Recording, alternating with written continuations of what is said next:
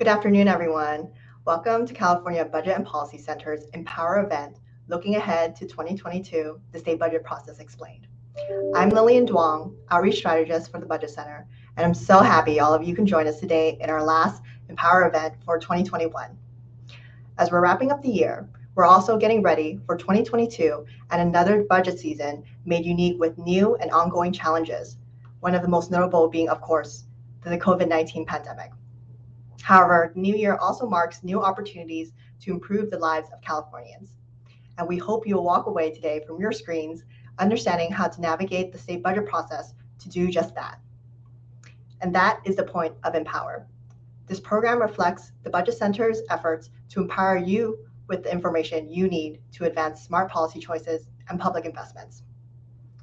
Empower is a free public education resource that is made possible by today's event sponsors, Blue Shield of California Foundation, Economic Security Project, Heising Simons Foundation, James Irvine Foundation, and by viewers like you. In case you missed it during registration, if you make a donation of $25 or more, you'll receive this great poster pack from the Budget Center. You can also donate to our programs by going on our website at calbudgetcenter.org. Now, for today's event, we'll start off the first half of our program with Scott Graves, Research Director at the Budget Center, presenting our Dollars and Democracy training on the state budget process. We recently updated our training with stunning visuals and really encourage everyone to take a look on our website when it's available. Just a quick shout out to Marcela Salvador, Brand Strategist at the Budget Center, for making that happen. Then we'll transition to a live audience Q&A session with Scott, who would then be joined by Renita Polk, Principal Consultant at the Senate Committee on Budget and Fiscal Review. Renita joined the Legislature as a policy fellow and has been with the committee since 2017, advising the Senate on human services and issues. The session will then be moderated by Adriana Ramos Yamamoto, Policy Analyst at the Budget Center, who focuses on health and health equity. So this live Q&A session is really to answer your pressing questions about navigating the state budget. There's really a wealth of knowledge between our speakers today, so we really encourage you, our audience, to put your questions in the comment section during the session. We'll try to get through as much as we can during the 30 minutes we have, but really, don't be afraid to ask questions. Now, without further ado, I'll be handing things over to Scott to begin talking about the state budget. Thank you, Lillian, and thanks again to everyone for joining us today. As a kid, I played a lot of baseball. One of my coaches had a favorite saying, "If you don't know the rules, you can't play the game." This bit of wisdom applies not only to baseball, but also to California's process for crafting the annual state budget. Clearly, understanding the rules is important, as my coach often reminded us, and brushing up on the rules of the state budget process is why we're all here today. But to be an effective advocate on budget issues, you not only need to understand the rules, you also need to understand that budgets are about more than dollars and cents. Budgets are a statement of our values and priorities as Californians. Budget choices affect all of us. They determine whether kids have a safe place to play and learn while their parents are working, whether youth have access to an affordable, quality higher education, whether seniors and people with disabilities get the care that they need to stay safely in their own homes and in their own communities. In short, budget choices answer the question, what kind of California do we want to live in?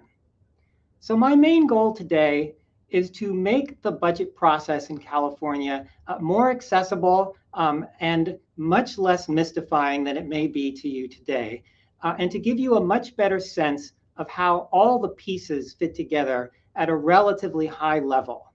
I'm going to do this in three ways. First, I'm going to present some key facts about the state budget.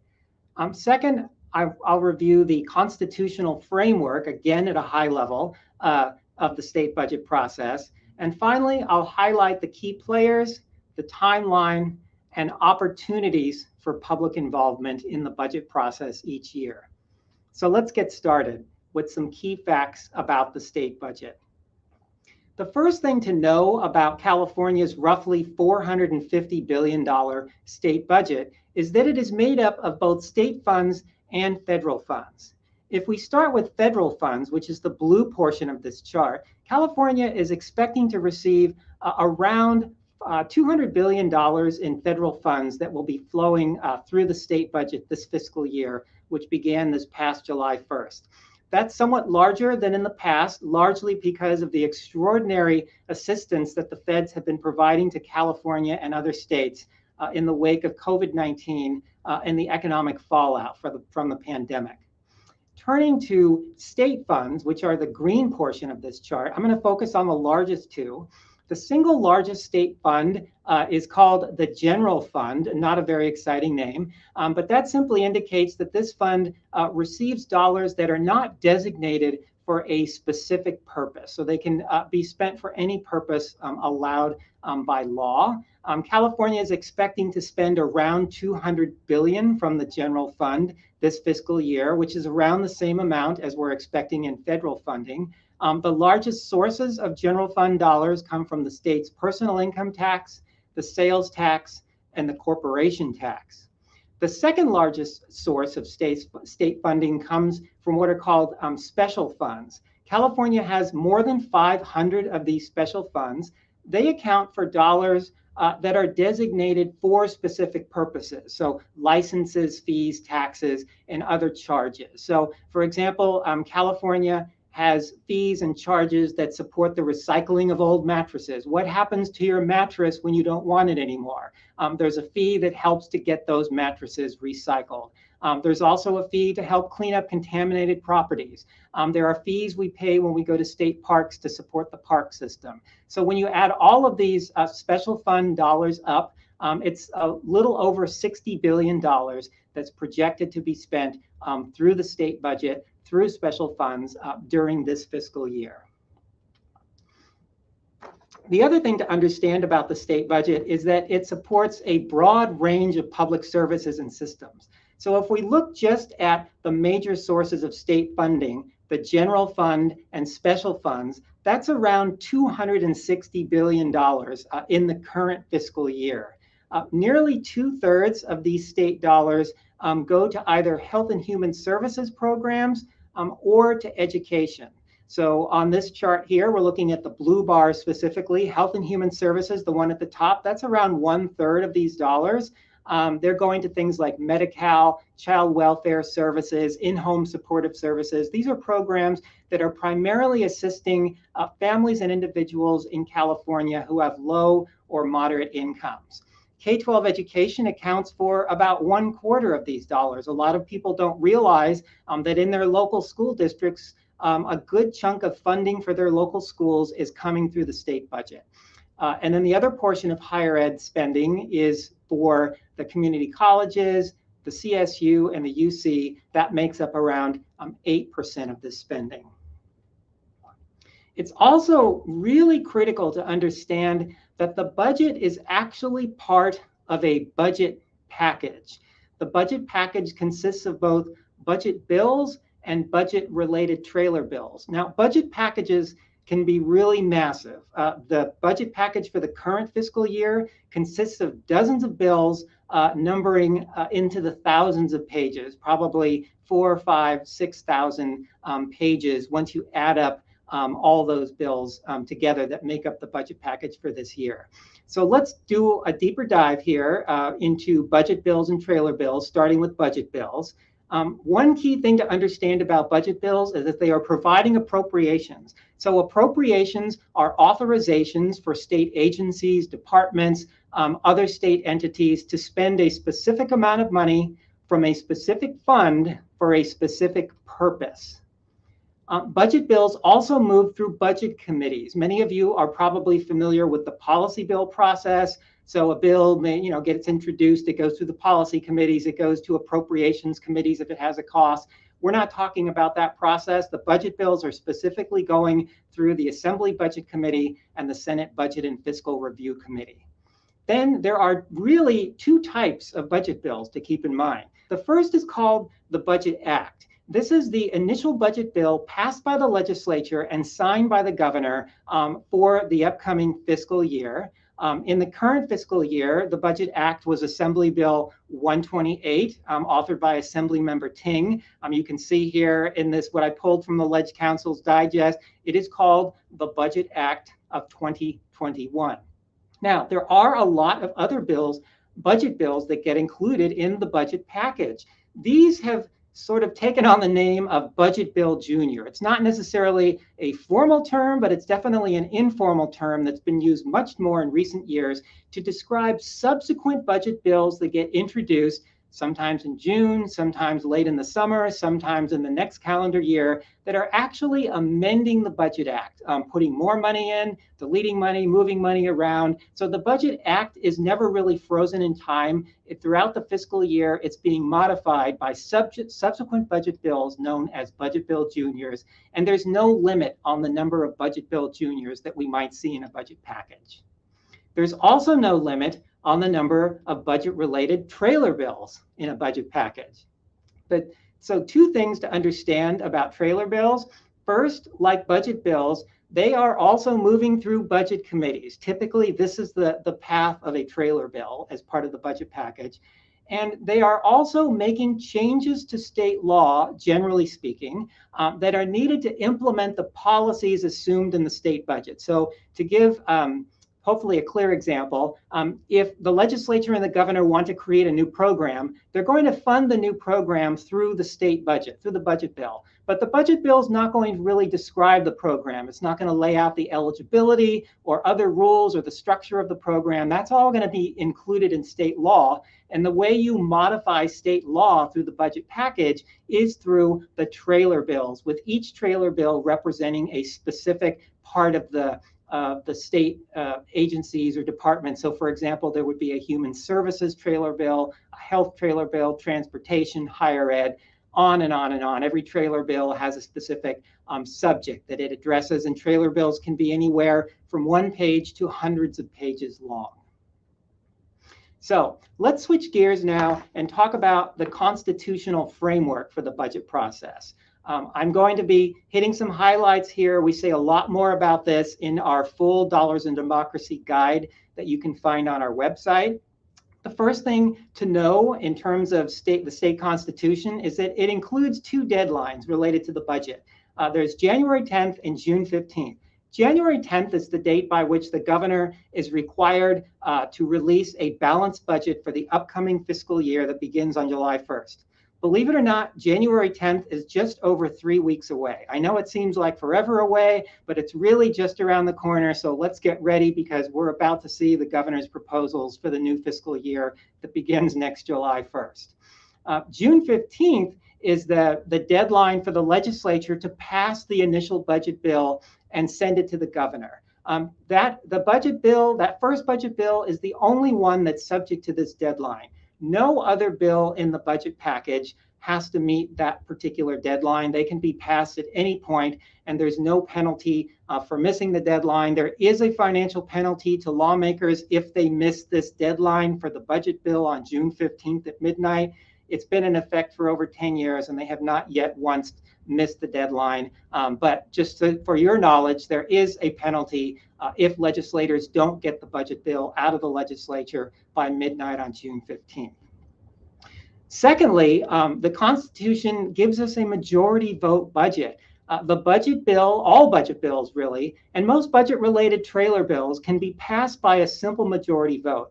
This is thanks to Proposition 25, which voters passed back in 2010.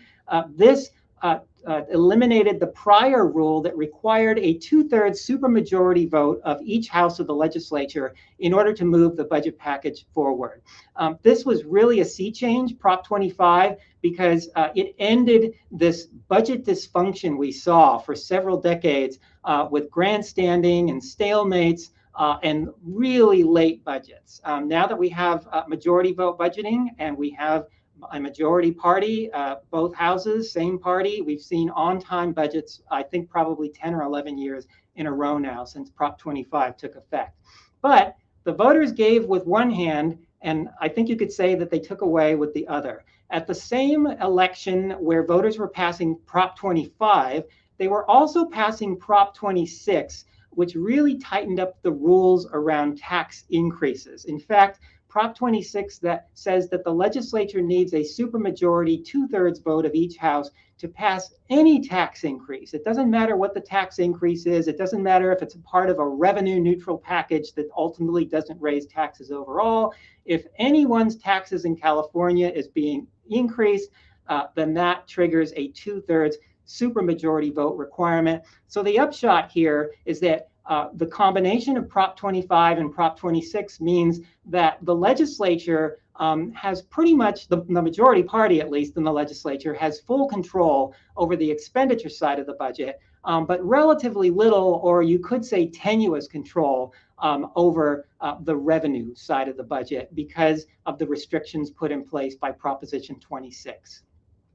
One other key thing to understand about the Constitution's approach to budgeting is that there are several key formulas in there that set priorities for how money should be spent. So another way to think about this is that policymakers aren't starting from scratch each year when they put a budget together. Instead, big chunks of state spending are pre-programmed by formulas that were put into the Constitution, typically by ballot measures, whether put on the ballot by the legislature or through the citizens' initiative process. So just to give you 3 examples of some key formulas in the state constitution, one is Proposition 98, which requires a minimum annual level of funding for K-14 education. Another one is Proposition 2, which requires some revenues to be set aside to pay down debts and build up a state reserve. And then there's also Prop 4, which goes all the way back to 1979. This one is famous for being known as the GAN Limit, which puts in place a state spending cap. And you've probably been hearing in the news that the state spending cap has been an issue over the last year, and it's expected to be an issue in state budgets, definitely in 2022 and possibly in the years to come. So let's talk now about the state budget process in terms of the key players, the timeline, and opportunities for public involvement.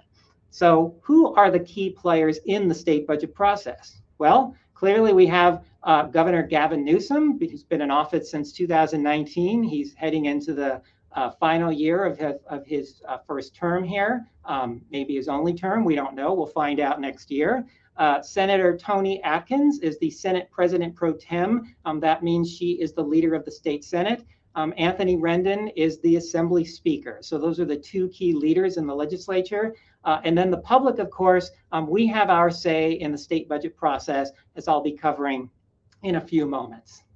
Let's start with the governor. Clearly, the governor has the lead role in the budget process. California has a very executive-centered budget process that gives great authority to the governor and to the Department of Finance. The governor really has 3 big shots at the budget. The first is when he introduces the proposed budget on or before January 10th. This gives the governor an opportunity to lay out his vision for California in the months and years to come, and also to try to set the narrative. So that's a very powerful position that the governor is in right out of the gate in January. Then the governor comes back with a revised budget in May. This is known as the May revision. It's released on or before May 14th each year. This essentially gives the governor a second bite at the apple. The governor gets to come back and maybe pull back some things he proposed in January, propose some new things, take into account how revenues are doing in April. And so there's a big opportunity there in May for the governor again to reset the agenda and set the narrative for the budget heading into final negotiations with the legislature in late May and into June. And then at the very end of the process, the governor has line item veto authority, which means that he can reduce or eliminate any item of appropriation in any bill. So not just the budget bill, but any bill that has an appropriation in it. That is a rarely used power, but it does give the governor leverage, and it does at least potentially give the governor the last word in budget negotiations.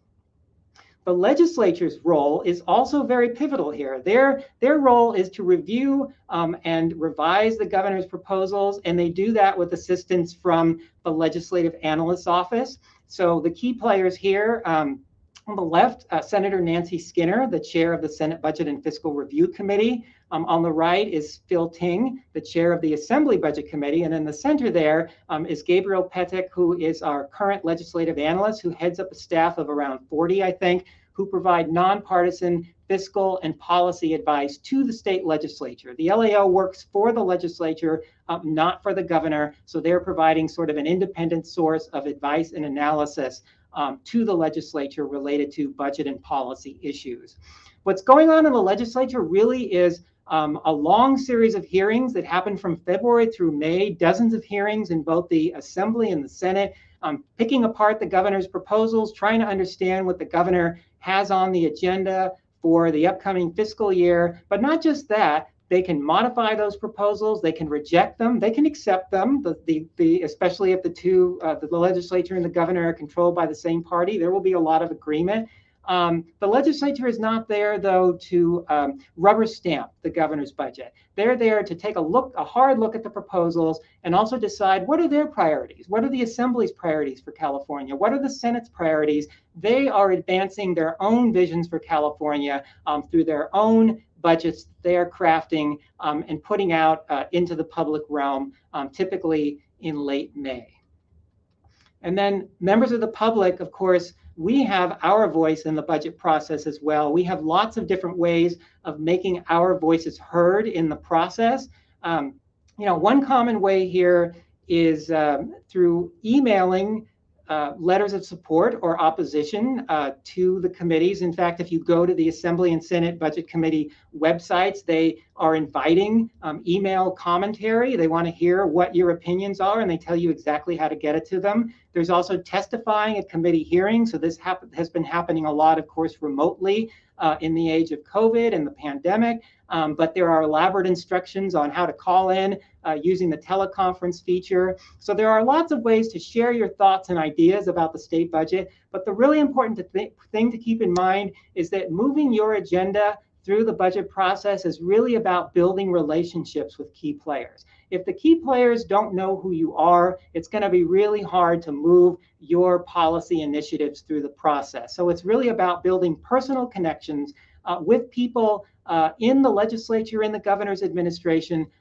who can help advance your agenda through the process. So let's take a quick look at the timeline here. One thing that we always emphasize is that there really is no off season for the state budget. There is no start date. There are no stop dates. Someone is always thinking about the state budget in Sacramento. That means that there are always opportunities to engage in that process throughout the year. So the Budget Center a few years ago put together an infographic that attempts to explain the budget process on a single page. This is available on our website. I'm going to show it to you here. It's a lot of words. It's a little bit fuzzy right now, technical difficulties. So I'm not going to read it. I'm not going to urge you to read it. I just want you to know that this is available on our website. And the goal here is really to just lay out some key dates, the key players, and opportunities for public involvement. And we also, as you can see, stress the cyclical nature of the budget process and really divide it into 3 periods: July through December, January through mid-May, and mid-May through June. So let's just take a quick peek at each of those periods before I close out my presentation today. So in the July through December period, in the governor's administration, overall, what you could say is that this period is deceptively quiet, I guess. A lot of people might think there's nothing going on related to the budget because there aren't a lot of hearings being scheduled. It doesn't seem like anyone's doing anything. In fact, what's going on is a lot of stuff behind the scenes. The governor's administration, the Department of Finance, is leading the development of the governor's budget proposal that will be released on the upcoming January 10th or in the days before that. And that is a huge process that's undertaken every year. I think it begins really as early as May or June, looking ahead to January. So they're starting out 6, 7, or 8 months in advance.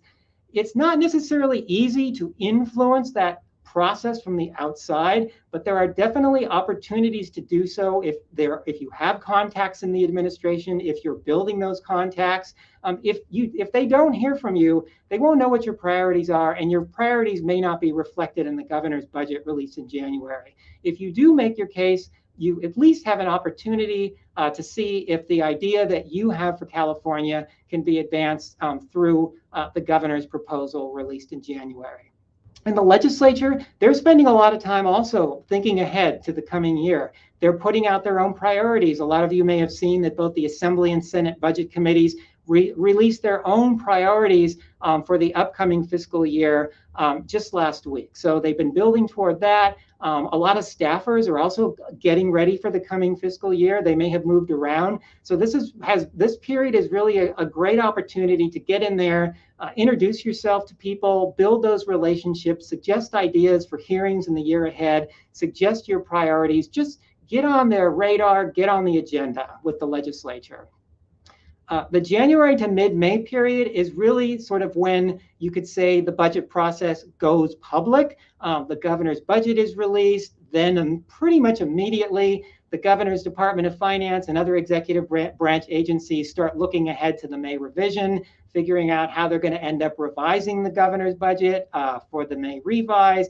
This is, again, a great opportunity to build relationships, weigh in on proposals, attempt to influence the trajectory from January to May. If you didn't get something in January, there's nothing to say that your idea can't be included in the governor's May revision.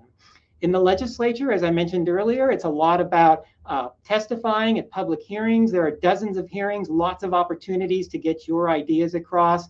The Assembly and Senate, of course, are building toward their own versions of the state budget. This is your chance to get your ideas into their proposals as those are moving forward.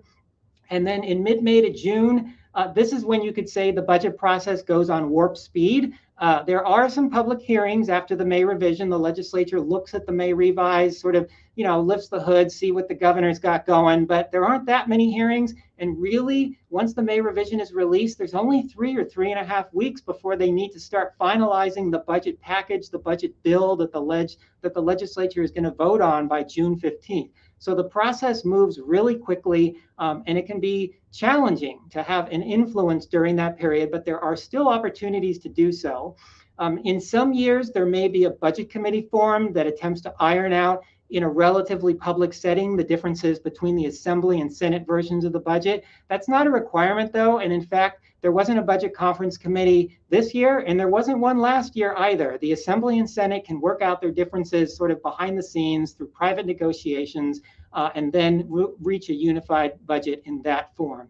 And then at the end of the process, it's really about the big three. That's the governor, the Assembly Speaker, and the Senate President Pro Tem negotiating the final outlines of the budget process. And I guess that's the time when, if you're advocating for issues in the budget, you're hoping that the strategies and tactics that you employed, the public education that you attempted to do, the relationships that you built over the preceding weeks and months, and maybe with just some good luck and some good breaks, resulted in a budget that helps to advance a California where all Californians can be healthy and thrive. So that is really the goal of all of this. So that kind of brings me back to where we started. What is the state budget about, and what should it reflect? It's about our values and priorities as Californians. So that's something we should always remember as we're engaging in the budget process. So with that, I will end my presentation, and I'm looking forward to the Q&A period with Renita. Thank you. Thanks so much, Scott, for that presentation. I gotta say, every time I listen to this presentation, which has now been more than a handful of times, I always manage to learn something new and interesting. So I really appreciate all the information that you shared with us today. And I also want to share that, remember the first Budget Center Dollars and Democracy training I've ever attended was actually in my former role working at a health advocacy organization. Shout out to the Children's Partnership. And can really attest to the value of all of these resources and information that the Budget Center provides in helping all of us to understand and navigate the state budget process and the policy-making process, as well as the Budget Center's role in helping to inform policy advocacy and policy making. So I'm really excited and humbled to be on this side of the presentation today. And I'm also excited to welcome Renita Polk for this Q&A session. Renita Polk is the principal consultant at the Senate Committee on Budget and Fiscal Review. So hi, Renita. Thank you so much for joining us today. And I'm going to go ahead and give Scott a chance to catch his breath. And as questions start to come in from the audience, I wanted to ask Renita a few questions. So my first question for you is, going into a third year of the budget process while we're all still in a pandemic, could you give us some context on what you see are challenges from the past year or so that we'll need to contend with in 2022 when navigating the state budget?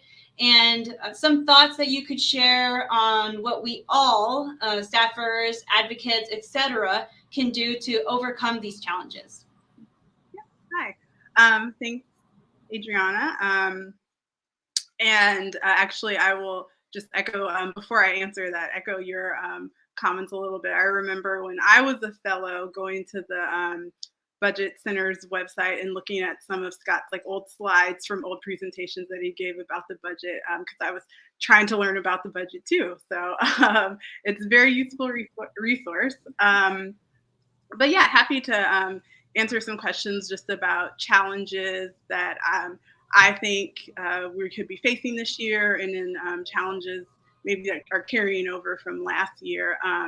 In terms of, I think, overall budget structure, one of the things that I was thinking about is, you probably heard that we're most likely going to have a budget surplus this year. So there's going to be a lot of discussion about how to spend that additional money. And so some things that we're going to need to think about during those discussions are kind of balancing one-term spending commitments versus ongoing spending commitments. And so we don't know what the economic situation is going to be, next year or the year after that or the year after that.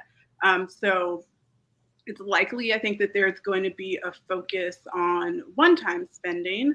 And then, we also need to think about kind of shoring up some of our core safety net programs. We are in the middle of a pandemic, and a lot of people have lost their jobs because of the pandemic. And so there are more folks maybe accessing some of those safety net programs.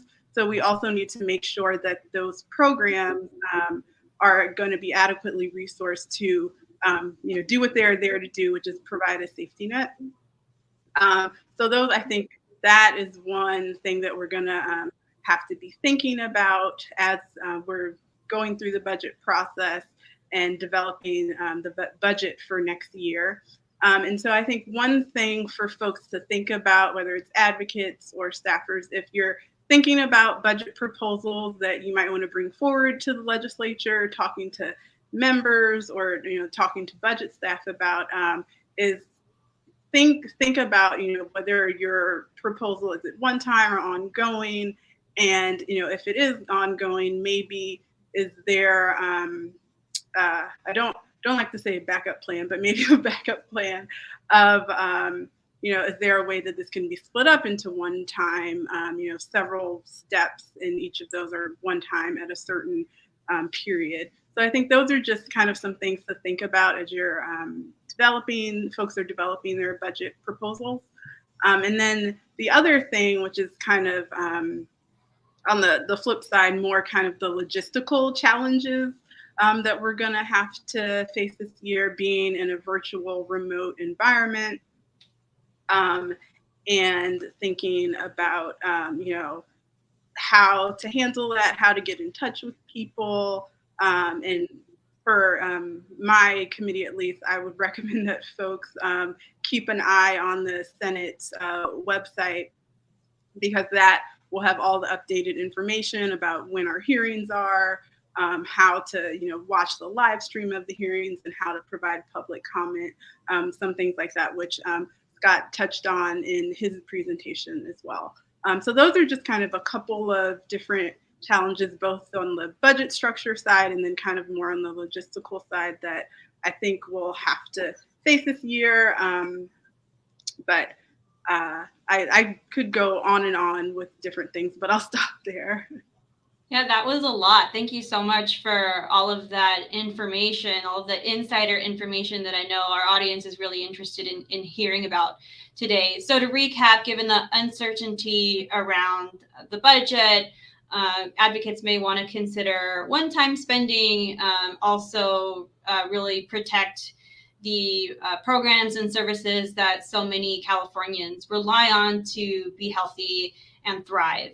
And you also touched a little bit on the logistics end of things, which I wanted to ask you about. So if you wanted to expand at all on that particular piece, in this reality of continued Zoom calls and social distancing, I actually was going to ask you, what is the best way for advocates to communicate with staffers and legislators for specific budget asks, and what would be helpful for advocates to come prepared with for those conversations? Yeah, that is a great question. Well, one thing that I would say in terms of advocates, if having budget proposals and wanting to reach out to legislators and their staff or budget staff, I would say reach out as early as possible. And now, because some folks are working remotely, some folks are in the office, I would suggest reaching out to people through email as opposed to like calling the office, because you call the office, you don't even know if that person's going to be there that day. So I would suggest reaching out to folks through email, and you can find for the Senate staff on the budget committee, you can find all of our emails and what topics we all cover on the Senate Budget Committee website. So reaching out through email, reaching out as early as possible when you have an idea or a budget proposal, the earlier the better. And I would say in terms of what kind of information to have and be prepared, I would say to always come with data, for example, outcomes, what's going to be done with your funding. An example, let's say you have a budget proposal and you want additional funding to provide meals, meal deliveries for the elderly. So when you come forward that proposal, one question that we're going to ask is, okay, with this funding, how many additional meals are going to be provided? How many people can be served with that funding? So those are just kind of some of the things that it's helpful to have information on when you're coming forward with a budget proposal. And then lastly, I will say to try and engage both Senate staff, Assembly staff, and not just members and their staff in their personal office, but also budget committee staff. I think the more people you talk to, the better.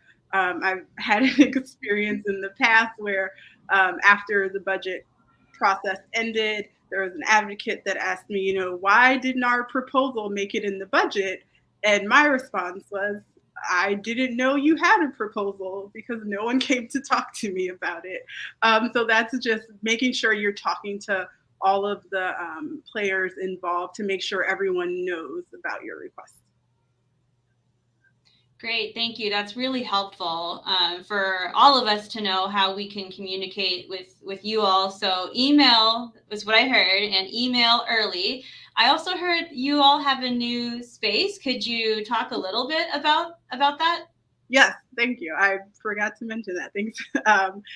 So most of the legislative offices were previously in the Capitol or in the Capitol Annex, but there's going to be a new building, or I guess replacement of the Capitol Annex. So just in the past couple of weeks, all of the offices have been moving. So there is the Legislative Office building, which is on N Street, right across from the Capitol. the Senate Budget Committee is now in that building, the LOB. And a lot of other legislative offices have been moved to the new swing space, is what the building is being called.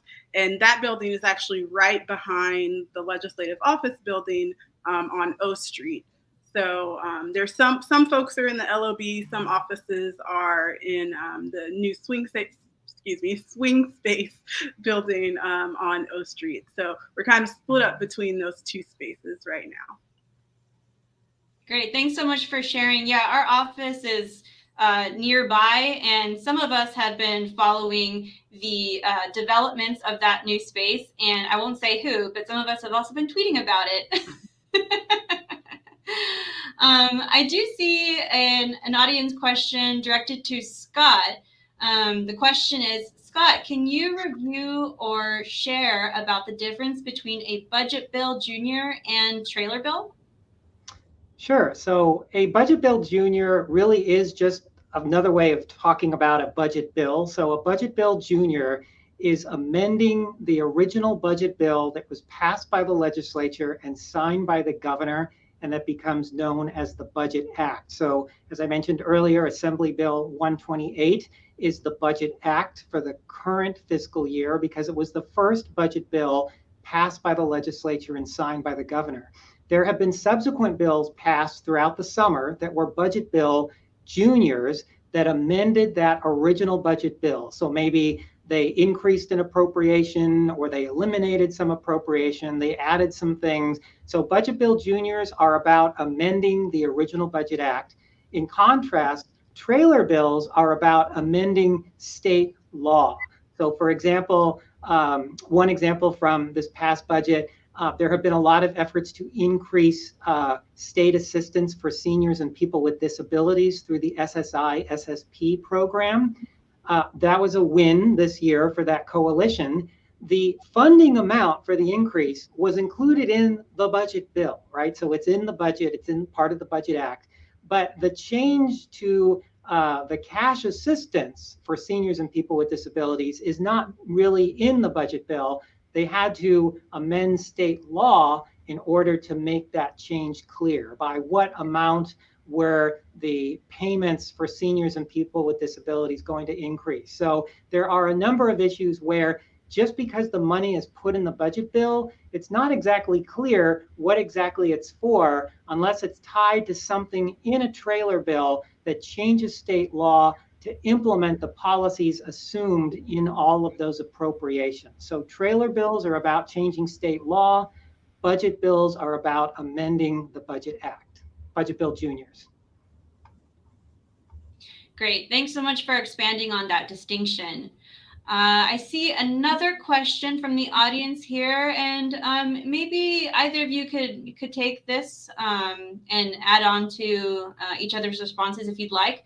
What advice do you have for someone who may be going through their very first budget? What have you found to be the most helpful sources or strategies over the years to learn and stay informed? And the last part of this question, what would you go back and tell yourself, either Renita or Scott, during budget year one in the first budget or first few years of the budget?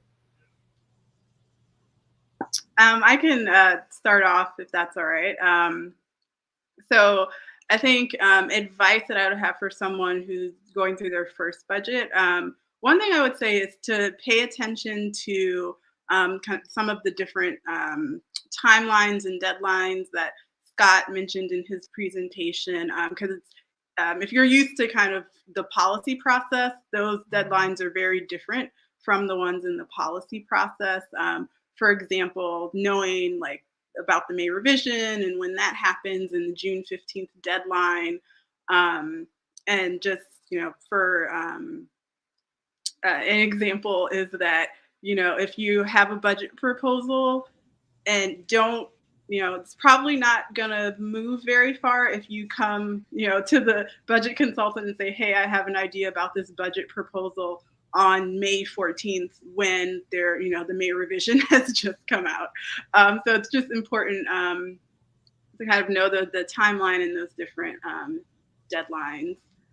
And in terms of kind of helpful sources or strategies, and I will caveat this to say that I am still learning about kind of the best strategies for getting things done in the budget. But I think in terms of just trying to talk to as many people as possible in terms of, legislators, staff, both budget and like personal office, just trying to get as many eyes as possible and as many ears as possible listening to what you have to say. And so the more people that know about it, they're going to kind of remember it. It's going to resonate with them. So I think the more people that know about your proposal, the better chance it has of kind of moving through that process. Yeah, I would just add on that last point in particular. I've actually had advocates point out to me that it is very important to talk to a lot of people. It's also very important to tell everyone the same story, because they all talk to each other, even if they're in different houses, even if they're on different committees.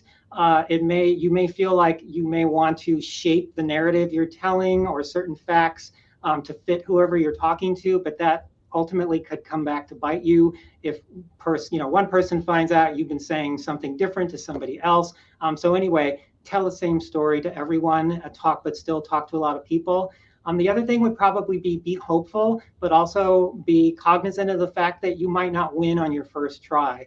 A lot of really good policy changes that have happened in the Capitol have taken many years. It won't always take many years, but some really important changes have happened because coalitions formed and they came back year after year until with new strategies, building their coalitions, bringing more legislators on board, bringing the governor on board to finally make change. So just don't be surprised if you don't win the very first time you go in, but know that you can live to fight another day and you can come back the next year, because there will always be another budget to fight over. Well, thank you both. That's a lot of really helpful advice. Renita, would you like to add on to that? Yeah, I just wanted to add on one thing. When I was talking, I mentioned, talking to legislators and budget staff, but I also wanted to let people know that it's also helpful to talk to the administration and trying to maybe talk to the Department of Finance, which I think sometimes people don't think about the Department of Finance maybe, and kind of who should I talk to, but it's also important to get the administration involved and to talk to the administration when you have those proposals that you're trying to move forward. Yes, so absolutely. Lots of people to reach out to and reach out to early. So thank you both for all of the great advice. I do have another question from the audience. What is criteria for when spending must be included in a budget bill or the budget process versus when it can or may happen outside the budget process? And either one of you can respond to that. Renita, should I take the first stab at that one? Sure, go ahead. Okay. So I would just note that we actually have another guide, a different guide on our website that explains the relationship between the policy bill process and the state budget process. And this is one of the issues that's addressed in that guide. And this is a very interesting one because it goes to the point of how advocates have learned to use the policy bill process and the budget process simultaneously to move their issues. Often bills will be introduced with large price tags. Everyone knows they're not going to make it all the way through the policy bill process as a standalone bill, getting signed by the governor in September. What happens is that governors, particularly Governor Brown and Governor Newsom as well, if an idea has a relatively high price tag, and that's right, that's kind of a vague term, but it could be anywhere from a few $100,000 up to $1 million. If you're going above that level, the governor is very likely to say, you probably need to address this through the budget process as a way that gives the governor more leverage. It allows everybody to consider everyone else's priorities as a whole. in the aggregate instead of all these one-offs, shooting over to the governor's desk and he has to decide which he's going to sign and which he's going to veto. So the reality is that if a bill is considered to be costly by the governor and there's no specific rule or definition of what costly means, it's very likely to have to go through the budget process and be incorporated into the budget. If it's a relatively low cost idea, if there's a chance that it could continue through the policy bill process, and if the governor's willing to sign that bill, then the cost of the bill would be reflected in the next budget that the governor would introduce for the upcoming fiscal year.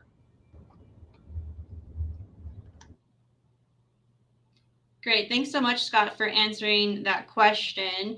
And since you did mention our website, I just wanted to make a little plug. You can find the resource that Scott was mentioning on navigating the policymaking process as well as the state budget process on our website at www.calbudgetcenter.org. So highly recommend you all go and check out those resources on our website.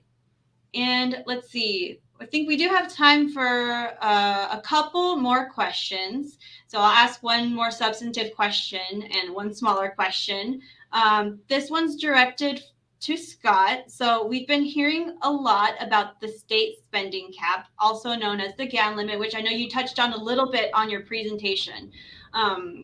So is that going to be a factor in 2022? Can you tell us a little bit more about that? Sure. So it does seem very likely that the GAN limit will be a factor. The legislative analysts in a recent report said that they expect it to be a factor. Legislative leadership is indicating through the documents and priorities that they released last week that they also think it's going to be an issue. So it does seem like the state is, although the caveat here is that this is very complicated. It's kind of a convoluted formula. The variables and the inputs are always changing. So we have to, as one budget insider says, I won't name this person, but you all would probably know who I'm talking about. We need to be humble when we're prognosticating about the state budget. So I think that's the first thing to know. But having said that, it does seem like California, because of our revenue situation, for those at the top who are doing very well, our progressive income tax system is generating a lot of revenues, and that's pushing the state up against or even potentially beyond this spending limit.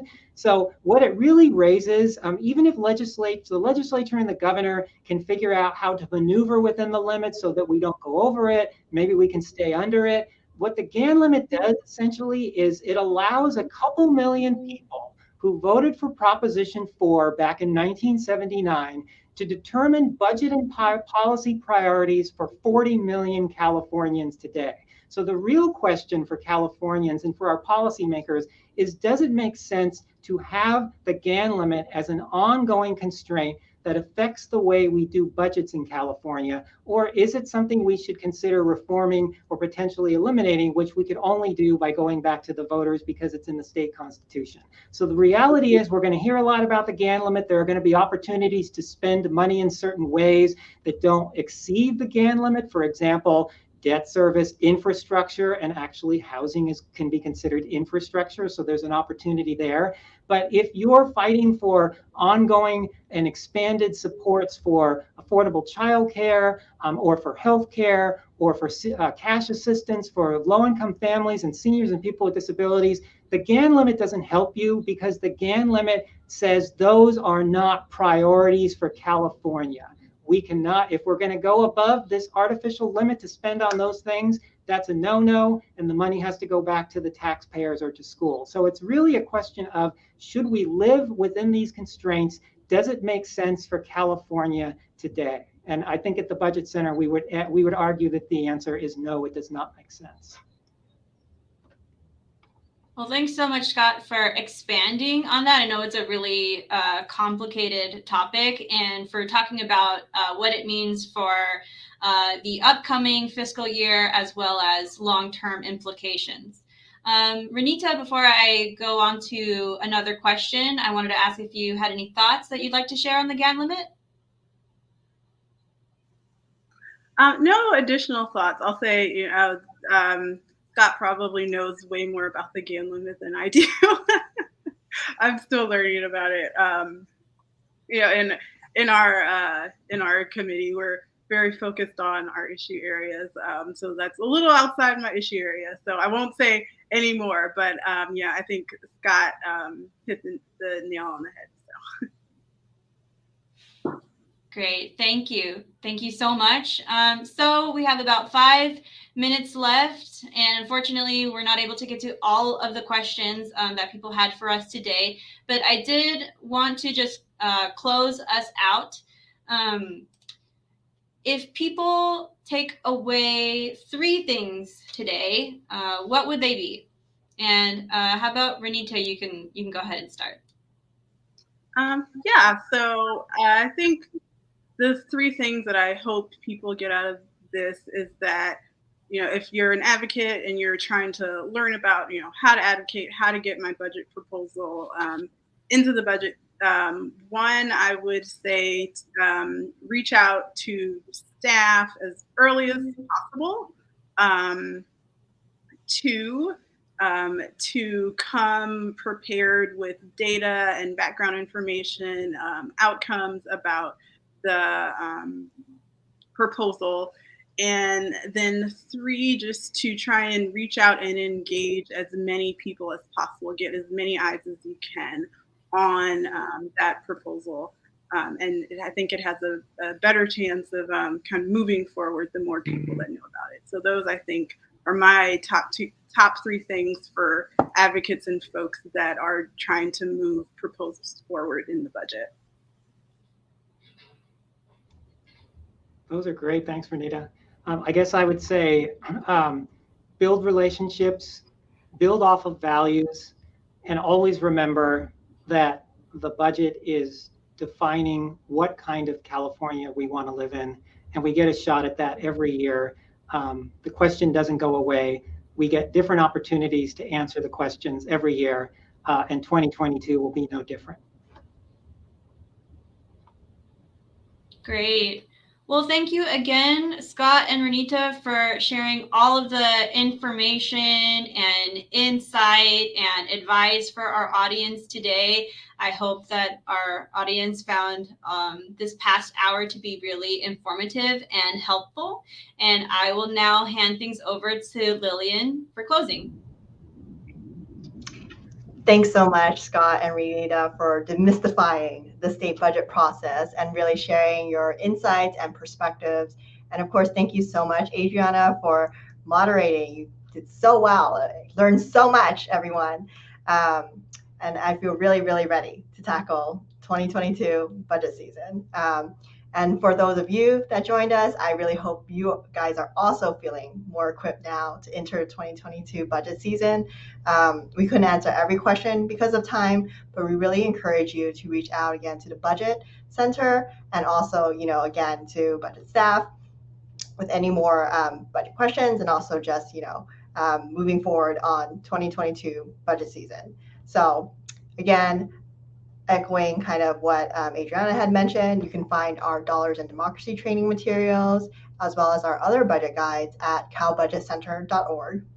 We'd really, really love to hear more of your thoughts on our inaugural Empower series in 2021 and what we can do to really make it more helpful for you, the audience. So really, really appreciate if you would take a moment to take our feedback survey that we'll be sharing in a follow-up email. A special shout out to the Budget Center's Advancement Communications team, Janice Yee, Emma Carmody, sorry, Emma, Mauricio Torres, Marcela Salvador, and Sarah Jimenez for helping make all this possible. So we really, really hope you leave us today with a lot of information, action steps in mind, and feeling a little bit more empowered.